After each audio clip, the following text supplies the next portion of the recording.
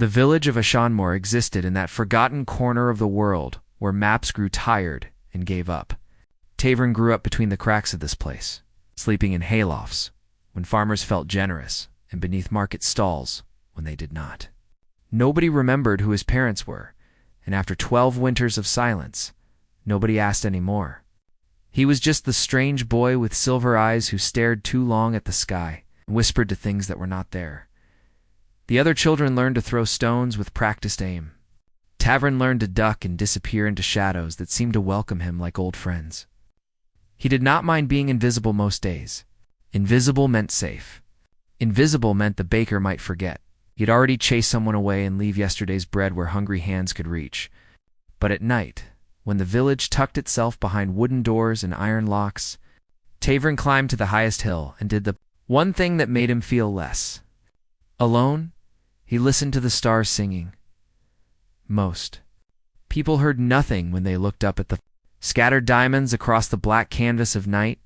They saw distant fires, cold and meaningless, pretty enough to make a wish upon, but nothing more. Tavrin heard symphonies. Each star carried its own melody, some bright and cheerful like morning bells, others slow and mournful like the last breath of autumn. He did not know why he could hear them when others could not. He only knew that when the songs filled his ears, the ache of loneliness in his chest grew quieter. On the night, everything changed. The stars were singing a song they had never sung before. It started as a whisper, so faint Tavrin thought he imagined it. Then the whisper became a hum, and the hum became a call that pulled at something deep inside his bones.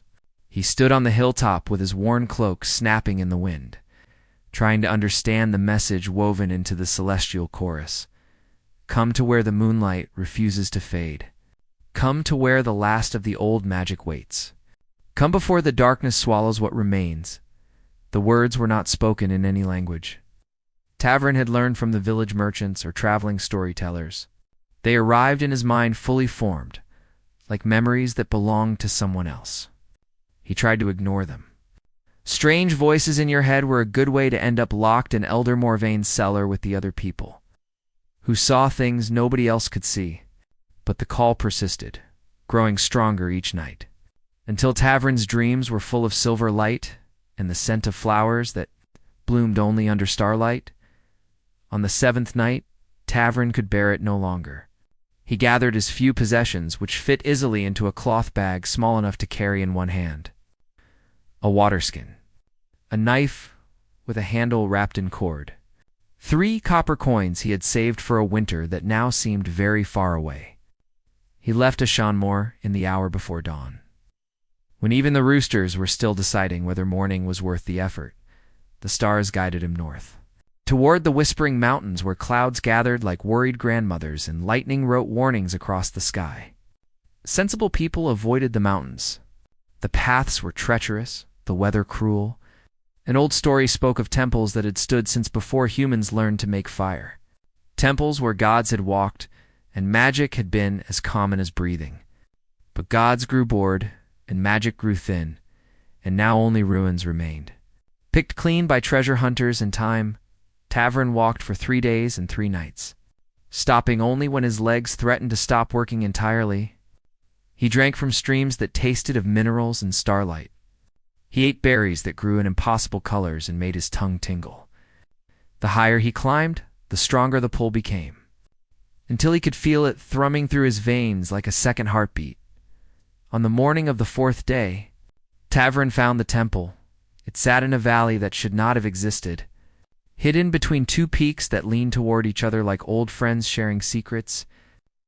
White stone walls rose from the earth, unmarked by age or weather, glowing softly in the dawn light.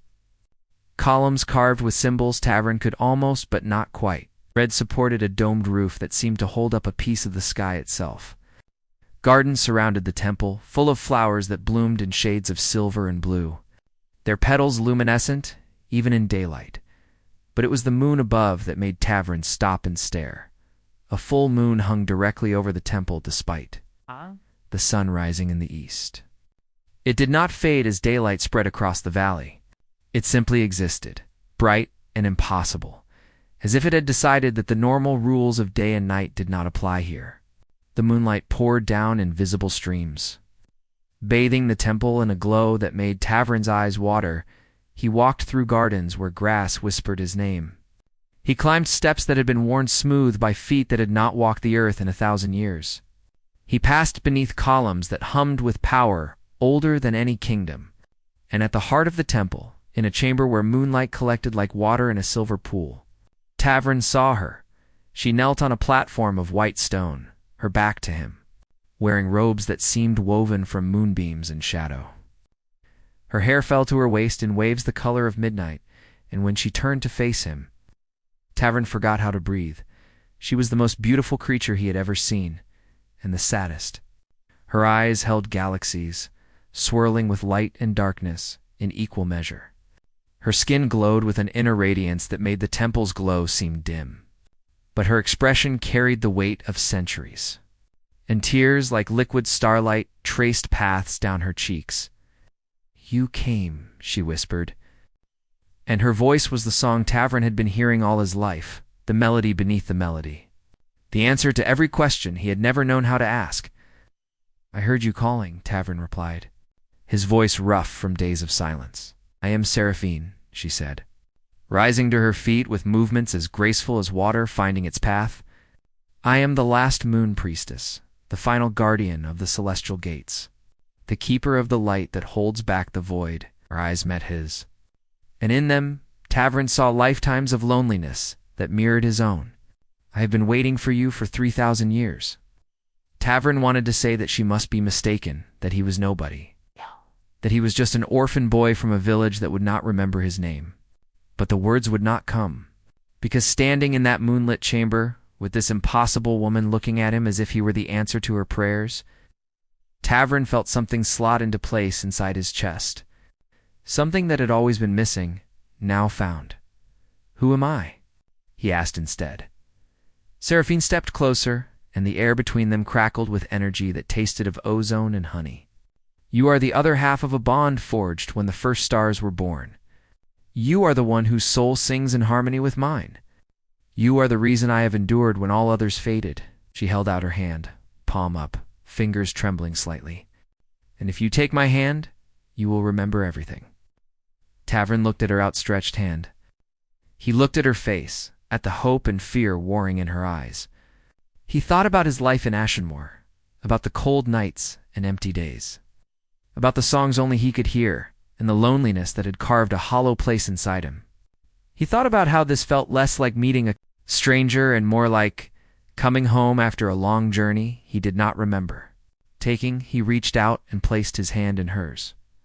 The universe exploded into light and memory, and love so vast it should have destroyed him, but instead it remade him. Tavrin gasped as lifetimes flooded through him, as he remembered being a star warrior in the First Age, as he remembered loving Seraphine when she was young and laughing, as he remembered the oath they had sworn to find each other across every incarnation until the last light faded from existence. And in that moment of remembering, their bond activated, and power surged through the temple like a tidal wave breaking against ancient shores. The moment their hands touched, the temple came alive with light that had not burned in 3 millennia. Runes carved into every surface blazed silver and gold, telling stories in languages that predated human civilization. The moon above pulsed like a heartbeat, and across the world, those sensitive to magic felt a shift in reality itself, as if the universe had just remembered something important it had forgotten. Tavrin collapsed to his knees, still clutching Seraphine's hand, his mind reeling from the weight of memories that were his, but also not his.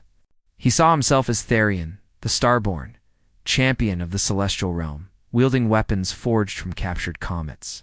He saw Seraphine as she had been, young and radiant, dancing among the constellations with laughter that could heal wounded suns. He saw the war that had torn the heavens apart, the darkness that had devoured entire galaxies, and the desperate final stand where he and Seraphine had performed a ritual that saved the world but scattered their souls across time itself. "I remember," Tavrin gasped, tears streaming down his face. "I remember everything. The war, the sacrifice. Watching you fade into the void, while I was cast down to be reborn again and again, always forgetting, always searching without knowing what I searched for. Seraphine sank down beside him. Their hands still joined, her free hand touching his face with a tenderness that spoke of lifetimes of longing. Every time you were reborn, I felt it. A spark in the darkness. A beacon that told me you still existed somewhere in the world. But the curse that bound me here prevented me from leaving, from finding you. I could only wait and hope that one day you would hear my call and remember the path home. The curse, Tavrin said, the word tasting bitter on his tongue as more memories surfaced. The Voidborn placed it on you. They could not destroy you, so they imprisoned you instead. Knowing that eventually the moon's power would fade and you would fade with it. Seraphine nodded, her luminous eyes dimming slightly. The moon gate that I guard is the last barrier between Earth and the Void Realm. If it fails, the Voidborn will pour through like a flood, and everything you know will be consumed by shadow. For 3,000 years I have held the gate alone, pouring my essence into the barrier day after day, growing weaker with each passing century. Tavrin looked at her, really looked at her, and saw what he had missed in his first awestruck glance. Beneath her beauty lay exhaustion, so profound it had carved itself into her very spirit. Her glow flickered like a candle in its final hours. The tears on her cheeks were not just tears of joy at his arrival, but tears of relief that she would not have to face the end alone. "How long do we have?" Tavrin asked quietly. "The gate will fail in 7 days," Seraphine replied. "Perhaps 8, if I give everything I have left. But I am so tired, Tavrin. I have been tired for longer than some civilizations have existed." Rage and determination flooded through Tavrin in equal measure. He had just found her again after countless lifetimes of separation, and he would be damned if he let the darkness take her now. "Then we break the curse. We restore your power. We find a way to seal the gate permanently. There is a way," came a new voice from the temple entrance. Both Tavrin and Seraphine turned to see a woman standing in the archway, bathed in moonlight that seemed reluctant to touch her. She was tall and regal, with hair like spun silver and eyes that held the cold beauty of distant nebulas. She wore armor made from starlight itself, but the armor was cracked and blackened in places, as if she had fought battles that even celestial metal could not fully withstand. "Lady Celestria," Seraphine breathed, rising to her feet and pulling Tavrin up with her. "You still live.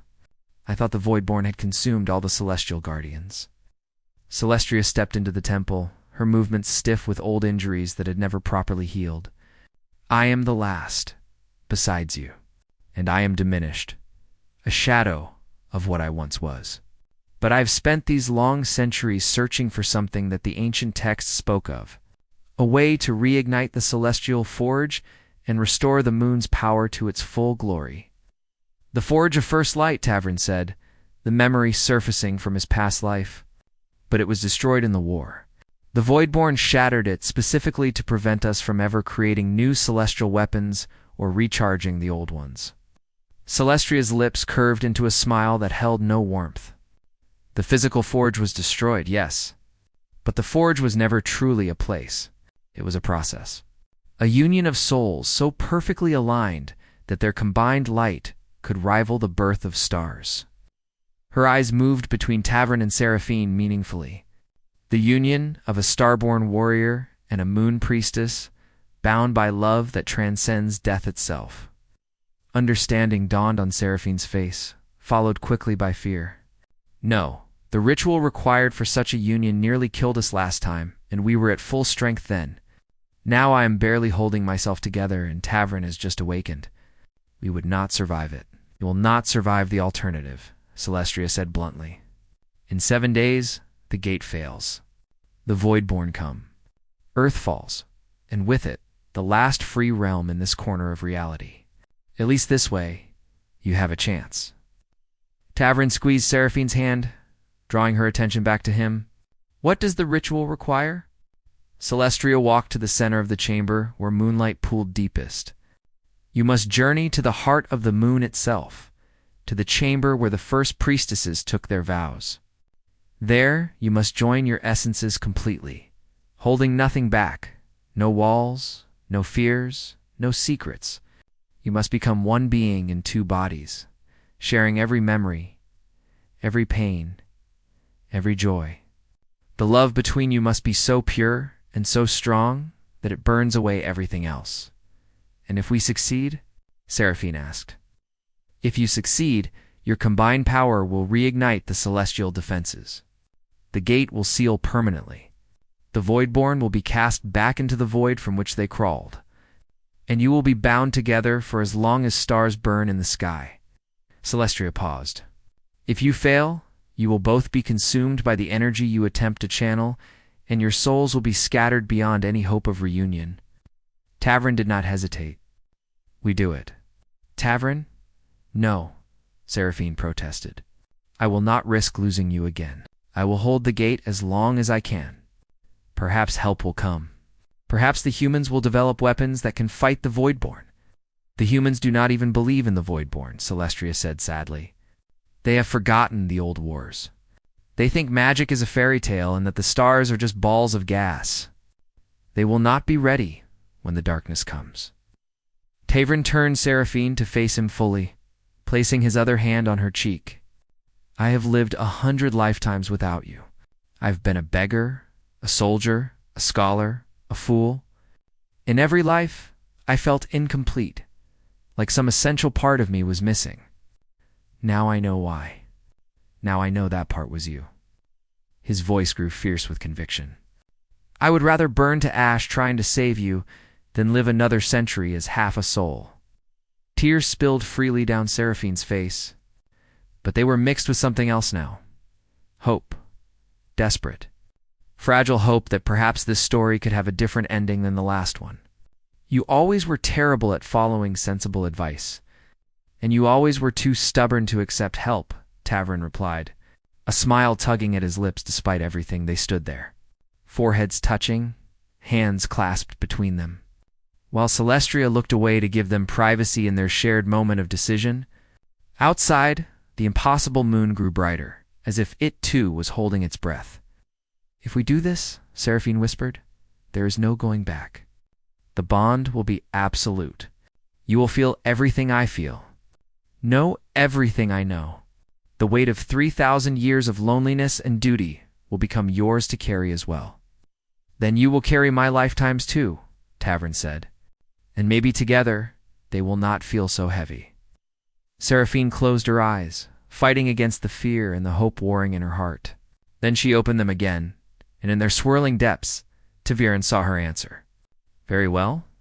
We will attempt the ritual. We will go to the moon's heart, and we will either save this world together or we will fall together. Either way, we will be together, Tavrin said softly. That is all I have ever truly wanted. Celestria turned back to face them, her expression unreadable. Then we must move quickly. The journey to the moon's heart is not simply a matter of distance. You must pass through trials designed to test the strength of your bond. Illusions that will show you each other's darkest moments. Trials that will tempt you to abandon the path and save yourselves. Only if you pass through all of them with your love intact will you reach the chamber where the ritual can be performed. When do we leave? Tavrin asked. Now, Celestria replied. Every moment we delay is a moment closer to the gate's failure. She raised her hands, and the moonlight in the chamber began to swirl, forming a portal of liquid silver that rippled like water touched by wind. Through it, Tavrin could see a stairway carved from pure moonstone, spiraling upward into infinity, lined with statues of priestesses who had walked this path before and never returned. Seraphine tightened her grip on Tavrin's hand. Whatever we face in there, remember this moment. Remember choosing to walk this path together. Let that be the anchor when everything else tries to pull us apart. I will remember, Tavrin promised. I will remember every moment I have shared with you across every lifetime. And I will remember that some loves are worth the risk of destruction. Together, they stepped toward the portal. Behind them, Celestria whispered a blessing in the language of stars, words that had not been spoken since the first dawn. The temple's light intensified, responding to the ancient prayer, and for a moment, the whole valley was bathed in radiance bright enough to be seen from the village of Ashenmoor, where Elder Morvain looked up at the sky and wondered what strange omen had appeared in the north. Tavrin and Seraphine crossed the threshold hand in hand, and the portal closed behind them like a door shutting on the world they knew. The stairway stretched before them, impossibly long, impossibly beautiful, and impossibly dangerous. But they climbed it together, step by step. While the moon above pulsed with power that grew stronger the higher they ascended, in the void beyond the gate. The Voidborn stirred, sensing the shift in celestial energies. Their hunger was patient and infinite, and they had waited 3,000 years for this moment. 7 days until the barrier failed. 7 days until they could feast on a world that had forgotten how to defend itself against the dark. But they had not accounted for one thing. They had not accounted for the power of two souls who had found each other across the vast emptiness of time and death, who had chosen to burn together rather than fade apart. That kind of love was rarer than any magic, more powerful than any weapon, or more dangerous to the darkness than all the armies of heaven. The climb had begun, and at its end waited either salvation or oblivion. Either way, Tavrin and Seraphine would face it as they had faced everything that truly mattered.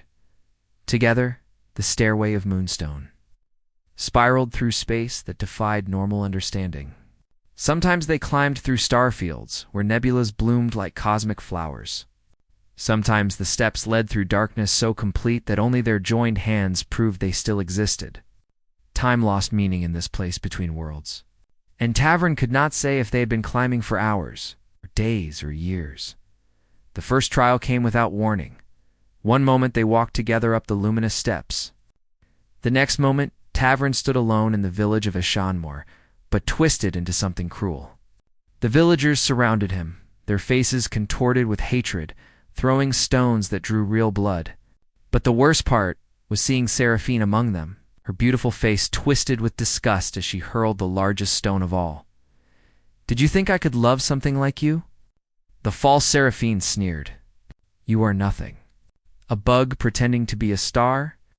I called you here only to show you how pathetic your devotion truly is." Tavrin's heart clenched with pain so intense he thought it might stop beating. But then he remembered. He remembered the real Seraphine's touch, gentle despite her power. He remembered the tears in her eyes when she saw him, tears of relief and joy, not disgust. He remembered 3,000 years of her waiting, hoping, calling across the void for him. "Ah!" "You are not her," Tavrin said quietly. "She would never speak with such cruelty because she knows what cruelty costs." The illusion shattered like glass, and Seraphine was beside him again, her own face pale with relief. "I saw you too," she whispered. "I saw you turn away from me, choosing a normal life over the burden of our bond. It felt so real. But you knew it was false," Tavrin said. "I knew because the real you is still holding my hand," Seraphina replied, squeezing his fingers.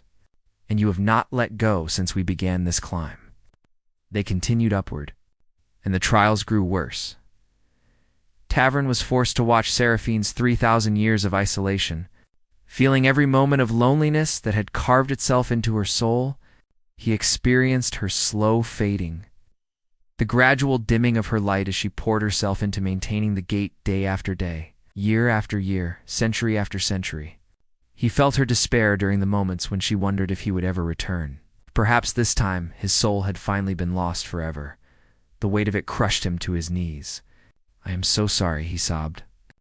"I am so sorry I left you alone for so long."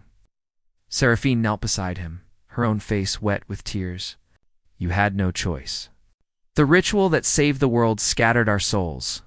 We both paid the price willingly, but you paid so much more," Tavrin said bitterly.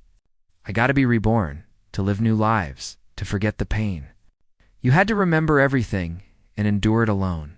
"I would do it again," Seraphine said fiercely. Every moment of loneliness was worth it to keep the gate sealed. To keep the world safe so that one day you could be born into it again. To give us this chance at reunion. It was Seraphine's turn to face Tavrin's trials. She experienced his 100 lifetimes of searching without knowing what he searched for. The aching emptiness that followed him through every incarnation. The moments of joy that always felt incomplete. The loves he had tried to find that never filled the void in his chest. The deaths, over and over, some peaceful, some violent, always followed by the disorientation of rebirth and the slow forgetting of who he had been before. She watched him as a soldier, dying in mud with his last thought a prayer to someone whose face he could not remember. She watched him as a father, holding his children and loving them fiercely, while wondering why his heart still felt hollow. She watched him as an old man, staring at the stars and weeping, without understanding why they made him so sad. "You suffered too," Seraphine said, understanding dawning. "In a different way, but just as deeply. At least I had my memories to keep me company. You had only the ghost of something lost haunting you across lifetimes." "We were both incomplete," Tavrin said. "Two halves of one whole, separated by necessity, but diminished by distance. They helped each other stand, and the trials continued. They faced the temptation to turn back, offered visions of peaceful lives they could live if they simply walked away from destiny. They faced their own darkness, the moments of weakness and selfishness that every soul accumulates. They faced their fears, Tavrin's terror of inadequacy, and Seraphine's fear that she was too broken by loneliness to ever truly connect again. But they faced it all together, and with each trial pass, their bond grew stronger. The space between their souls grew thinner. They began to feel each other's emotions as clearly as their own. Tavrin could sense Seraphine's determination burning like a steady flame. Seraphine could feel Tavrin's love wrapping around her like protective armor. After what felt like an eternity, the stairway ended. They stood before a door carved from a single piece of pure moon crystal, its surface etched with constellations that slowly revolved in patterns that hurt to look at directly. Beyond the door, Tavrin could sense a chamber that thrummed with power older than planets. "The heart of the moon," Seraphine said softly. "I have not been here since the day I took my vows as a priestess. Before the war, before everything changed. Are you ready?" Tavrin asked. Seraphine turned to face him fully and in her eyes. He saw not fear but resolution mixed with something that looked remarkably like peace. "I have been ready for 3,000 years. The question is, are you ready to tie your soul to mine so completely that you will never truly be separate again? To feel everything I feel for as long as stars burn?" Tavrin raised their joined hands and pressed them against his heart. "I have been searching for this across 100 lifetimes. I am more than ready. I am eager." Together, they pushed open the door. The chamber beyond stole Tavrin's breath. It was vast, larger than should fit inside any moon, its walls made of crystallized starlight that reflected their images into infinity.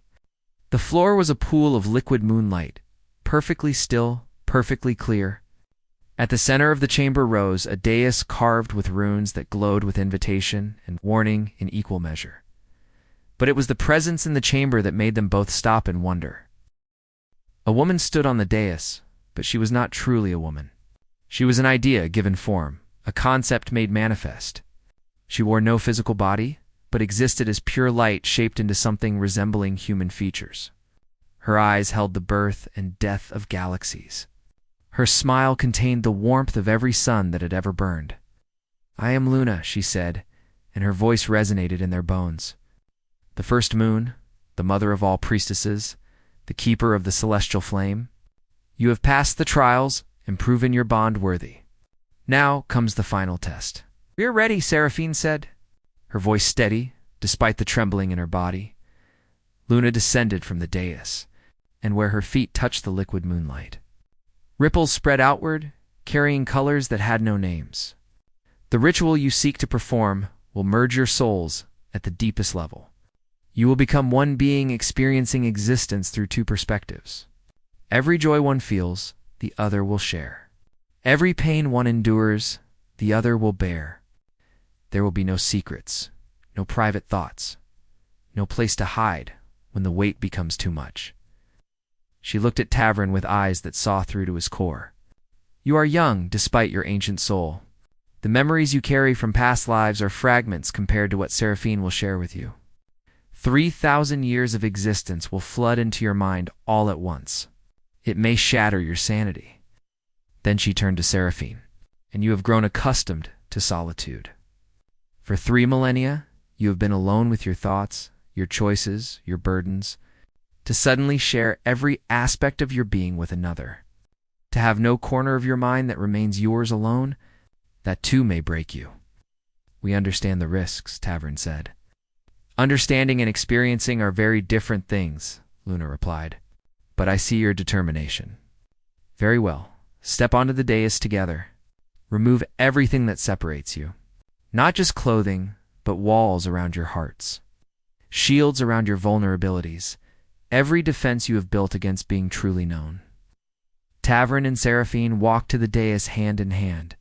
The moment they stepped onto its surface, the runes flared to life, bathing them in light that felt like liquid courage.